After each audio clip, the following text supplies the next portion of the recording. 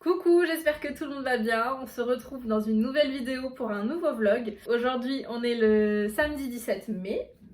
Il y a Alma avec moi puisqu'elle ne veut pas être par terre. Et il y a le petit Azura. Donc du coup, le programme de aujourd'hui, ça va être faire des crêpes. Je suis dans la cuisine, donc je vais faire des petites crêpes.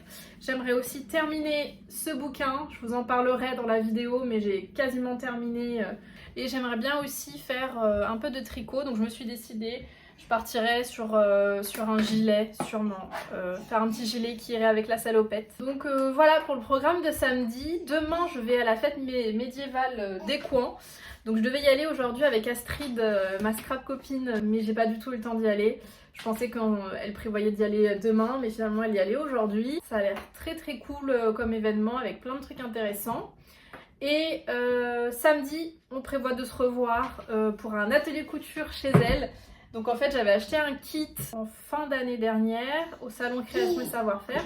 Un kit de couture pour faire une banane spéciale enfant que j'avais prise pour Alma. Donc je ne sais pas coudre.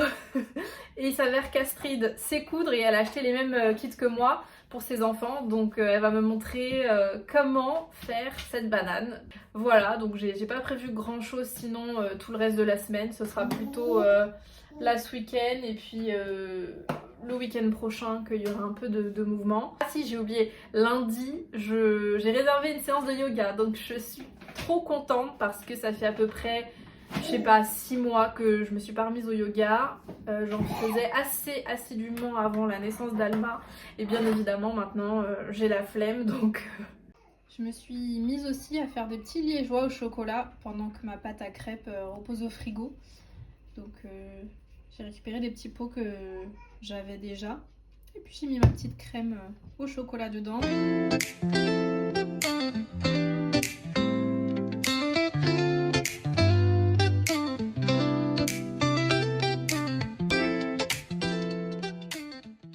Je vous reprends, on est le dimanche 18 mai, il est assez tôt, je profite de filmer le temps que Alma continue à dormir étant donné que la nuit a été assez compliquée, peut-être que ça se voit même à ma tête, enfin bref. Donc ce matin je voulais vous parler du bouquin que je vous ai montré hier, que j'ai terminé hier soir. Donc c'est un bouquin de Baptiste Beaulieu, Où vont les larmes quand elles sèchent, qui m'a été offert par mon amie Katia, une scrap copine qui est devenue une très bonne amie et qui m'a offert ce super bouquin. Alors, faut savoir que en lisant le livre, je me suis dit, tiens, ça fait écho à un podcast, à un épisode de podcast que j'ai écouté, je vous le mettrai juste ici.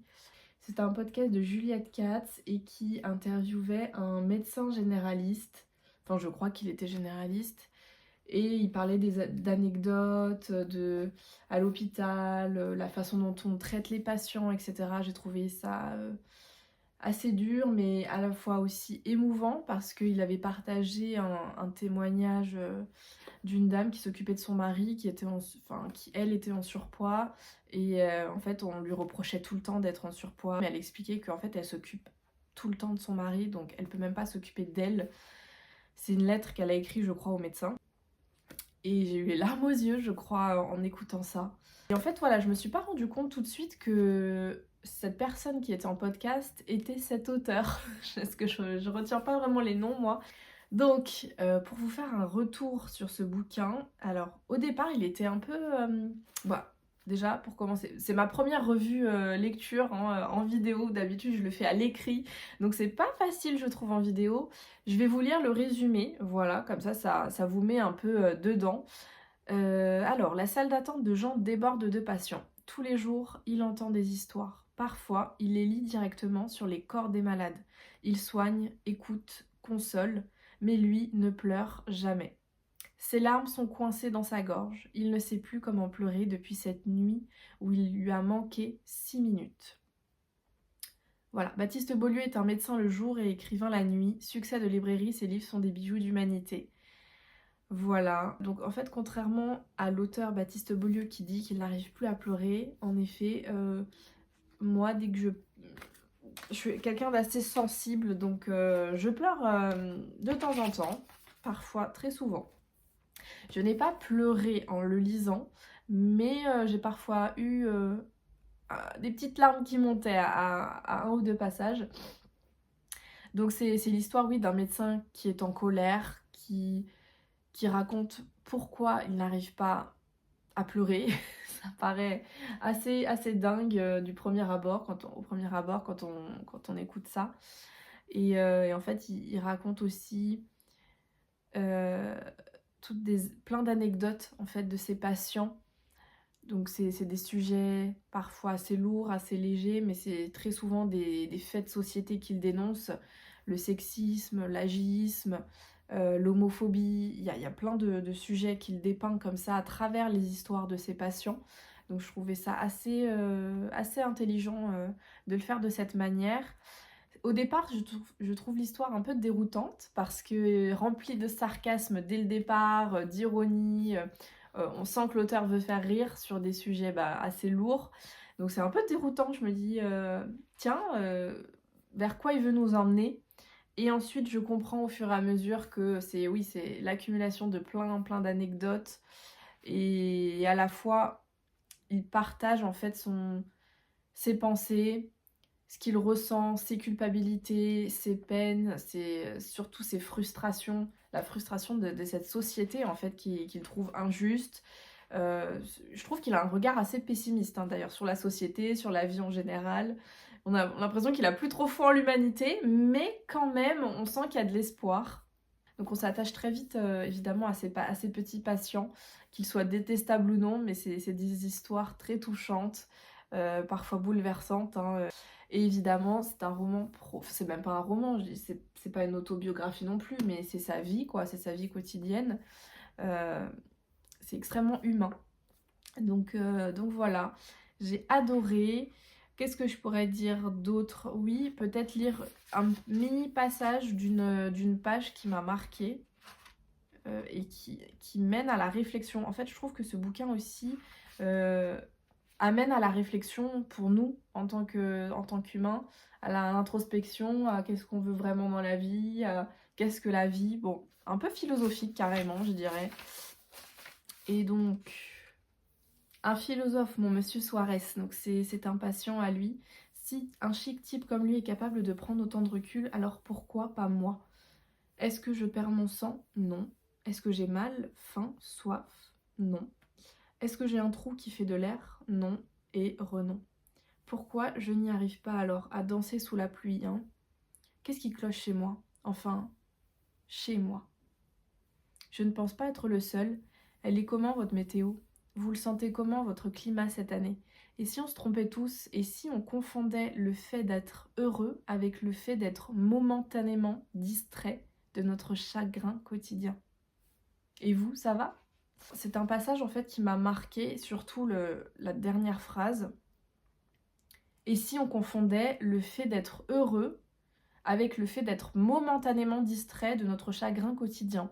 Je trouvais ça hyper fort parce que je suis complètement d'accord avec cette phrase parce qu'on est dans une société où on veut être distrait sans arrêt, sans cesse, pour ne pas se retrouver face à soi, dans le silence, dans le calme, sans être sollicité par les écrans, par les réseaux sociaux, par des activités, par je ne sais quoi. En fait, je pense qu'on cherche à combler le silence, l'ennui, le vide. Et d'ailleurs, j'ai vu un réel fantastique qui fait vraiment écho à ça. Et donc je me dis, est-ce que oui, voilà, on comble pas tout ça parce qu'au fond, on a forcément pas forcément, non, on a des traumas, on a des blessures, on a des choses qu'on veut pas aller voir. Et donc on se, comment je pourrais dire ça? Toute la journée, en fait, on a des sollicitations. Mais voilà, j'ai trouvé cette phrase assez puissante. Le dernier passage en fin de page que j'ai trouvé assez puissant, assez fort, en fait, qui est rempli de questions. Il se pose plein de questions et il nous les couche sur papier de manière totalement transparente. En fait, il se met à nu, c'est un livre vraiment à cœur ouvert. Et j'ai trouvé ça très touchant de la part de Baptiste Beaulieu, de montrer un peu cette vulnérabilité. Au départ, je me suis dit, bon, c'est un peu long, je vois pas trop vers où il veut nous emmener, j'ai hâte de le terminer. Et puis finalement, au fur et à mesure de l'histoire, on se prend d'émotions. ça se lit évidemment très facilement. Donc je vous recommande si vous aimez les histoires de vie.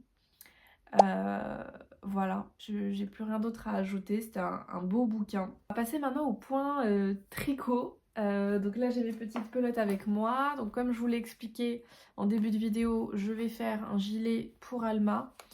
Un gilet qui ira avec sa salopette. Donc il me reste une pelote entière, plus un mini morceau de l'ancien projet que j'ai fait, donc c'est sa petite salopette. Donc voilà, il me reste ça, donc je pense que j'ai de quoi faire, sachant que c'est une grosse pelote de 100 grammes. Alors, pour trouver le tuto, j'ai un peu galéré parce que il y a énormément de tutos avec des aiguilles droites, alors que moi j'ai envie de me lancer dans le tricot circulaire, enfin tricot en rond, c'est-à-dire que je tricote avec mes aiguilles circulaires sans avoir besoin de couture, parce que j'ai eu la mauvaise expérience de louper, on va dire, ma couture avec la salopette. Et puis j'ai des aiguilles circulaires. Donc les tutos que j'ai trouvés, soit c'était avec des aiguilles droites, soit c'était des tutos pour faire des gilets adultes, soit c'est des tutos où j'avais pas le matos, donc pas la taille d'aiguille qui allait, pas le fil, parce que là c'est pour tricoter en aiguille 5 je crois, 4-5, voilà.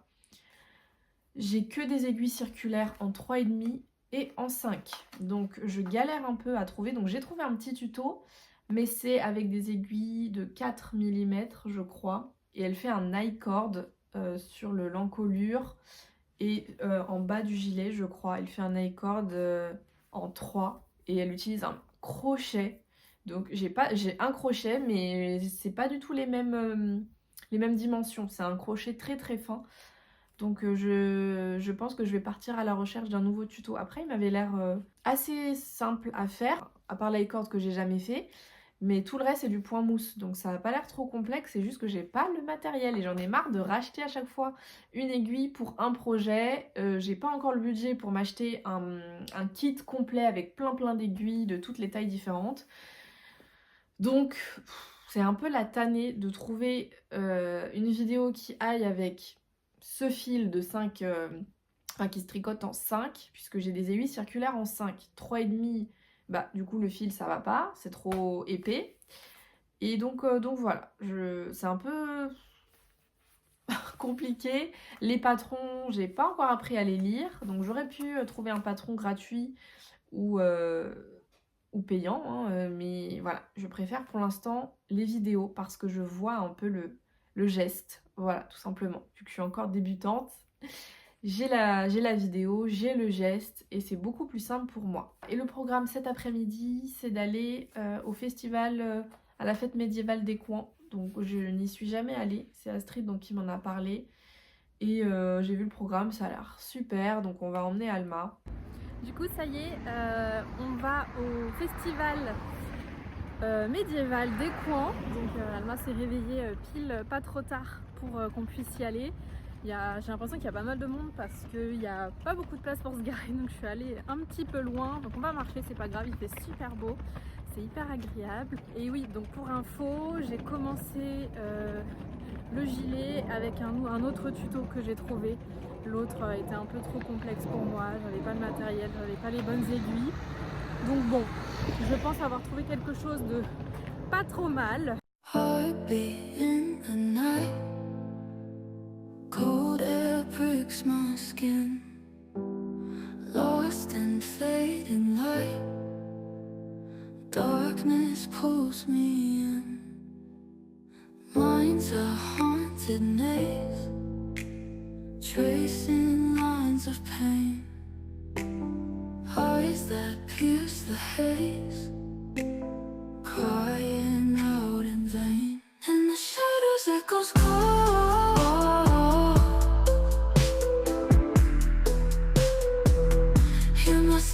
As they fall, lonely whispers in the wind.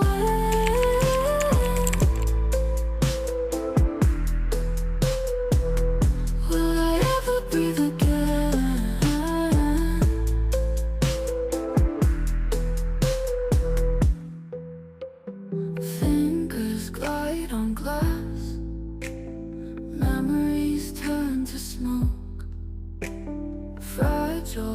take the path. Ça y est, je suis sortie de la séance de yoga, ça m'a fait un bien fou. Faut savoir que ça doit faire un peu plus d'1 an que j'en ai pas refait. Non, en vrai, depuis la naissance d'Alma, j'y suis allée peut-être 1 ou 2 fois, mais ça fait bien 6 mois. Donc ça fait un peu comme si j'y étais pas allée. Donc j'ai fait du yin restauratif. C'est une pratique où c'est des positions au sol.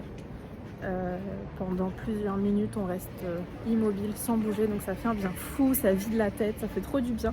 En plus là la prof elle a mis une petite musique et tout. J'ai fait du yoga prénatal quand j'étais enceinte. J'avoue que ça me manque un peu ce sentiment d'appartenance à un groupe de futures mamans où on a toutes quelque chose en commun et il y a beaucoup de sororité. Enfin, c'est un truc que je retrouve pas quand je fais du yoga classique. Là chacun est un peu dans son coin. Je vous reprends, on est mercredi, il est assez tôt. Encore une fois, j'aime bien filmer tôt parce que personne n'est là et je suis tranquille pour filmer. Donc le programme aujourd'hui, je suis en télétravail le matin et l'après-midi, en principe je bosse pas, mais là exceptionnellement il y a une grosse presse chez un client. Je suis hyper stressée, bon, j'en ai fait plein, hein, des oraux comme ça face à des jurys ou des clients. Pendant mes études, pendant mon master et tout, mais ça fait un moment, donc j'avoue que je suis hyper stressée. On va voir ce que ça donne. Niveau tricot, du coup, mon avancement pour le gilet. Donc j'ai trouvé un tuto, encore une fois sur la chaîne Les Tricots de Manon. Décidément, je ne m'en remets qu'à cette chaîne, j'ai l'impression. Manon, elle tricote qu'avec des aiguilles droites. Bon. Tant pis, on va oublier le circulaire encore une fois, ce sera pour la prochaine fois, c'est pas grave. Donc j'avais acheté sur Vinted des aiguilles droites de 4 mm, donc j'avais oublié que je les avais.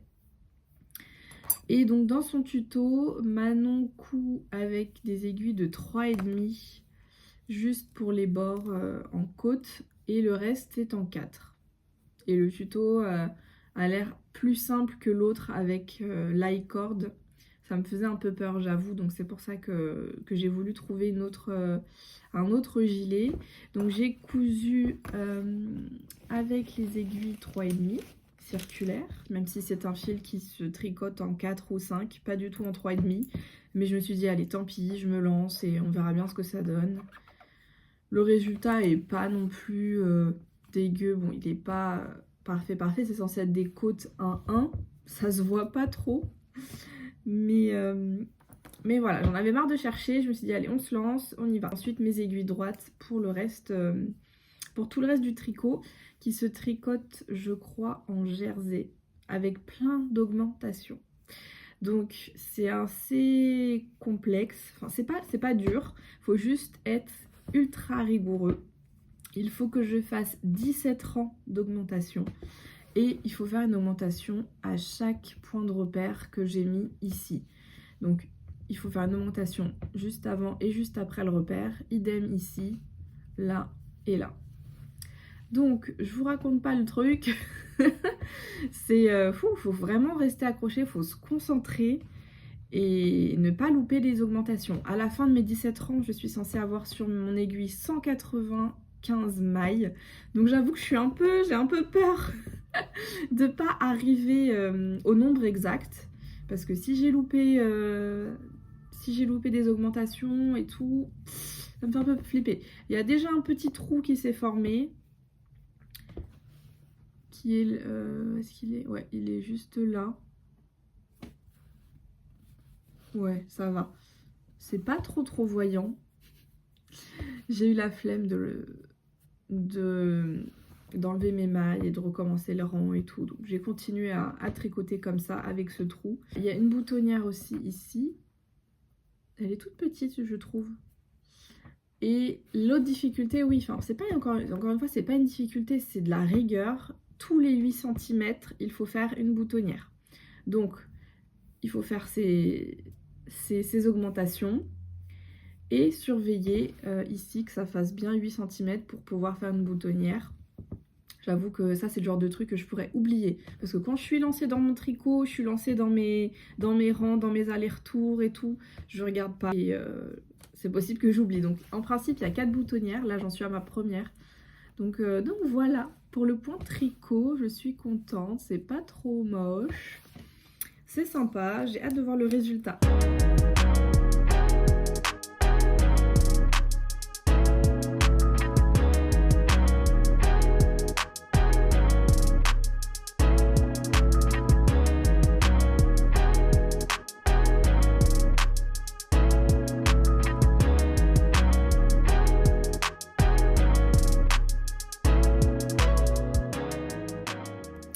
Alors me voilà partie, on est samedi, donc c'est la fin de la semaine.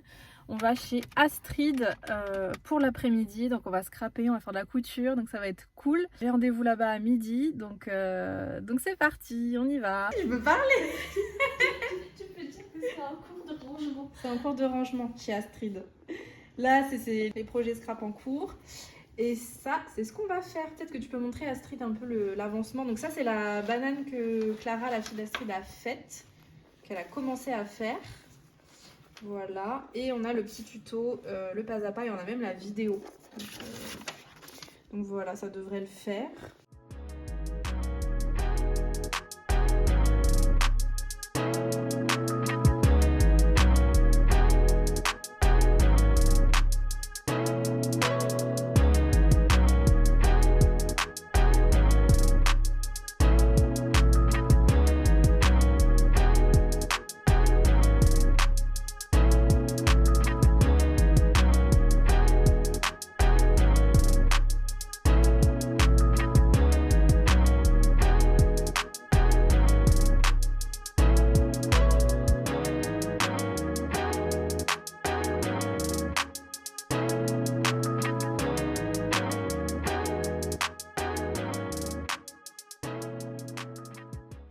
C'est pas évident, franchement. C'est pas évident, mais on avance. Donc ça y est, je suis rentrée de ma journée chez Astrid, c'était super chouette. J'ai pu faire de la couture, on n'a pas trop scrappé, elle m'a juste montré un petit peu sa Cricut, comment elle fonctionnait et tout. Parce qu'en fait j'en ai une, mais je l'ai jamais vraiment utilisée, je l'ai utilisée peut-être 1 ou 2 fois, c'est tout. Du coup, j'ai avancé sur la banane comme vous avez pu le voir. C'était un peu galère, surtout pour coup de la fermeture. C'était vraiment pas évident. Heureusement qu'elle m'a aidée et qu'elle était là pour me montrer les étapes parce qu'elle l'avait fait avant moi. Et voilà. Oui chérie, tu veux participer au vlog? Du coup, je pense pas que je vais me remettre... Je vais voir demain si je m'y remets parce que ma belle-mère a une machine à coudre, donc je vais voir si j'ose l'allumer et m'en servir parce que pareil, je me suis jamais vraiment servi de machine à coudre.